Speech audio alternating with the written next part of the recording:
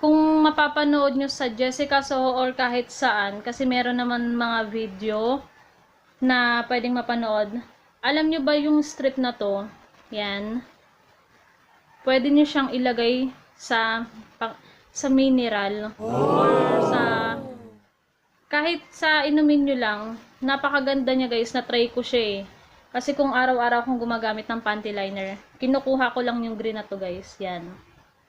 Pwede siyang pwede mo siyang ilagay sa inumin mo. And yun, hanggang sa ano lang siya. Nandun lang siya guys. Na-try ko na kasi siya guys eh. So, wala naman siyang lasa. Kung sa iba parang medyo madidire kasi napkin siya, ba't mo siya ilalagay sana. Pero ang ganda niya guys. Parang doon nga na ano yung pakiramdam ko kung bakit lumabas yung pinaka sakit nung ano ko sa loob ng mattress ko guys. Today's vlog is about family and motherhood. So, yun na nga guys. So, pag-usapan natin kung paano nga ba ako nabuntis kahit na ang isang babae ay may irregular period or according sa findings ng doktor, siya ay may female condition known as PCOS or Polycystic Ovary Syndrome. Polycystic Ovary Syndrome, PCOS, is a condition that affects a woman's hormone levels. Women with PCOS produce higher than normal amounts of male hormones. This hormone imbalance causes them to skip menstrual period and make it harder for them to get pregnant. So, share ko lang sa inyo guys.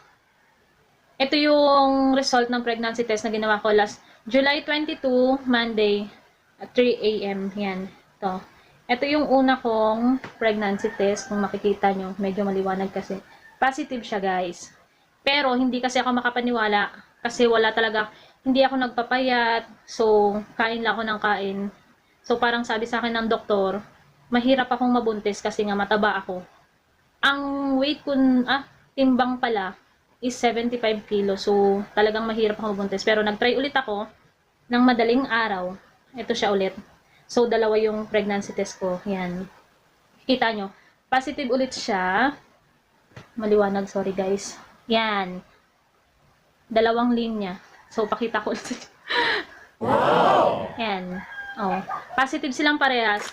So, sa pangatlong pagkakataon guys, hindi ulit ako makapaniwala. So, pumunta na ako sa doktor para magpa-check up.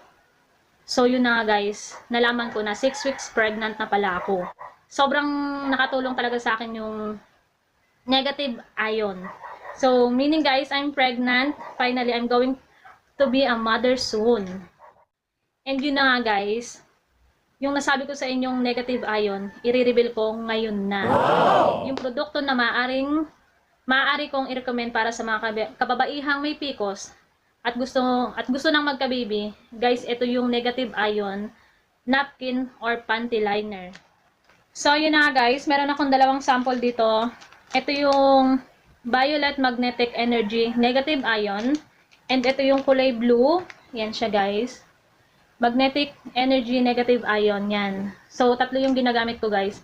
Meron pang isang kulay green na Negative Ion din. So, yung tatlo guys, ginamit ko siya noong January. So, kung bibilangin natin, kung ilang buwan ba ako bago nabuntis. So, 6 months ako bago nabuntis. So, naisip ko lang guys, na gawing topic ang PCOS or Polycystic Ovary Syndrome sa vlog na ito dahil na-experience ko mismo sa sarili ko na ang ganitong kondisyon bago ako mabuntis sa aking unang baby or anak. So, excited talaga ako guys. Proud din ako guys na i-share ito sa inyo dahil for the longest time since ikinasal kami ni husband last December 14, 2012, after 7 years, guys, of waiting, finally, na-bless din kami ni husband. Sa wakas, magkaka-baby na kami. At dahil sa sobrang saya namin ni husband, guys, na-realize ko na maaari kong gawin ang vlog na ito para makatulong sa mga babaeng may PCOS, kagaya ko na gusto nang magka-baby. 9 months after. So guys, para mas ma-appreciate nyo yung vlog na ito, ipi-play namin ngayon yung first 2 minutes video ni baby nung pinanganak siya. So ito na guys, panoorin nyo na. Ito na. 5, 4, 3, 2, 1. Kung ano dito ka na lang.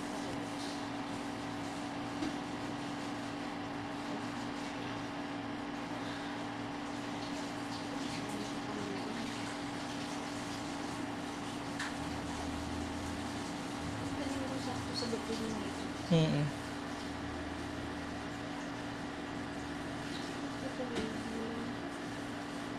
Hello, baby.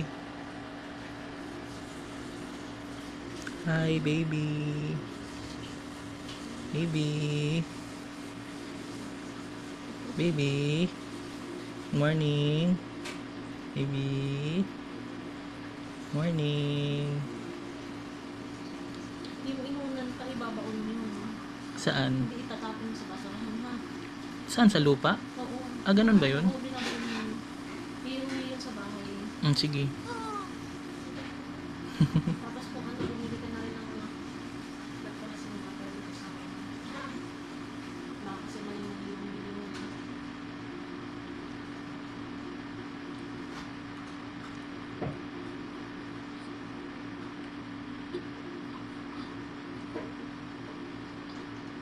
Saan ka pinausap mo ba? Ha? Kinausap ako ni Doc dito kanina pagkatapos nung mga 15 minutes after mo mga anak.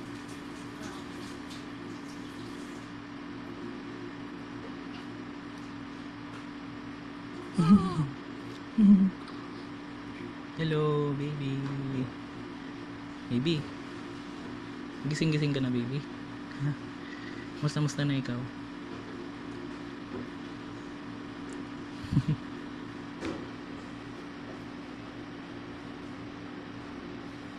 Hello.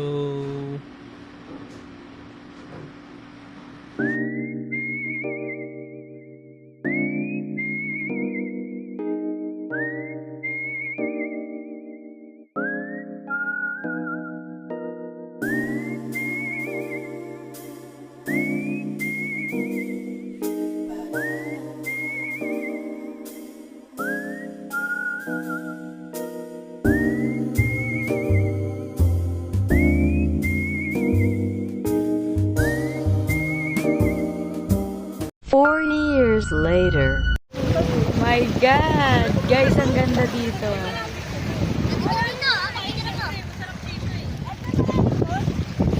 Yan po ang baby namin!